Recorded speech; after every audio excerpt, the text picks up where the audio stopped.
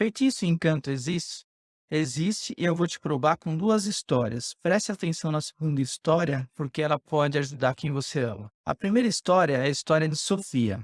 Sofia é uma menininha feliz que vive cantando. Ela canta todos os momentos, durante todo o dia. Enquanto brinca, enquanto dança, enquanto faz lição, enquanto come, ela sempre está brincando. Um belo dia, sua mãe está em casa trabalhando, na sala com seu computador, está tendo de resolver um problema muito difícil da empresa e tem prazo para entregar. Aquilo está consumindo a cabeça dela. O telefone tocando, ela precisando prestar atenção no computador, fala com um, fala com o outro, volta para o computador. E a Sofia está lá no outro canto da sala, cantando, cantando e brincando, que todo momento feliz no mundo dela. Aquela pressão do trabalho e a Sofia cantando vai enchendo a cabeça da mãe, porque ela está com a cabeça cheia, e aquilo vai acumulando um estresse para a mãe de Sofia. Até que um momento a mãe não aguenta e explode: "Sofia, Sofia, pelo amor de Deus, fique quieta. Eu não aguento mais ouvir você cantar. A sua música fica entrando na minha cabeça e está me irritando. Você não percebe que você essa cantoria toda irrita as pessoas?" Pronto, ela jogou um feitiço na pessoa que ela mais ama no mundo, na filha dela. A partir daquele momento a Sofia para de cantar, o coraçãozinho dela diminui, a voz dela também começa a ficar mais retraída e ela provavelmente vai sofrer com isso pro resto da vida dela. Percebeu que nesse momento a mãe dela jogou um encanto para a pessoa que ela mais ama no mundo e isso vai trazer um problema devastador para Sofia pro resto da vida dela? Bem, essa é a primeira história.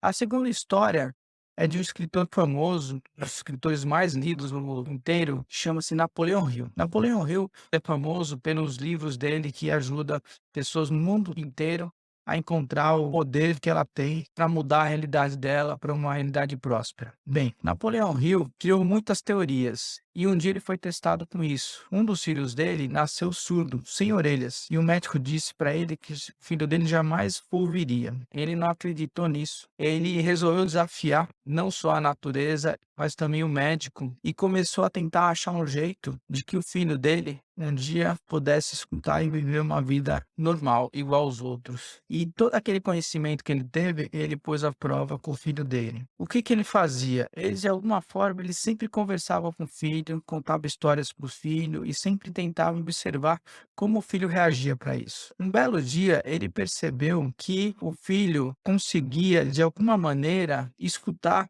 se alguma coisa encostasse nele, através da vibração do osso, da mandíbula dele. E aí, Napoleão Hill começou a contar histórias para o filho, bem pequeno ainda, conversando com ele, encostando na mandíbula do filho. Ele contava histórias, ele falava para o filho dele que, de alguma forma, aquilo que ele tinha ia ajudar a se tornar uma pessoa melhor, ia se tornar um propósito de vida para o filho. E ele fez isso por quanto tempo? Ele não fez isso por um dia, nem por uma semana, nem por um mês. Ele fez isso por anos e anos. Ele sempre ia falando aquilo, mesmo sem saber se aquilo ia dar frutos ou não. O filho dele fez o ensino médio normal, fez a faculdade normal, mesmo não conseguindo escutar os professores a longa distância. Ele só conseguia escutar os professores quando os professores gritavam muito alto próximo a ele. Mas de alguma forma ele desenvolveu uma capacidade para prestar atenção e de alguma forma perceber tudo o que acontecia ao redor dele. Isso aconteceu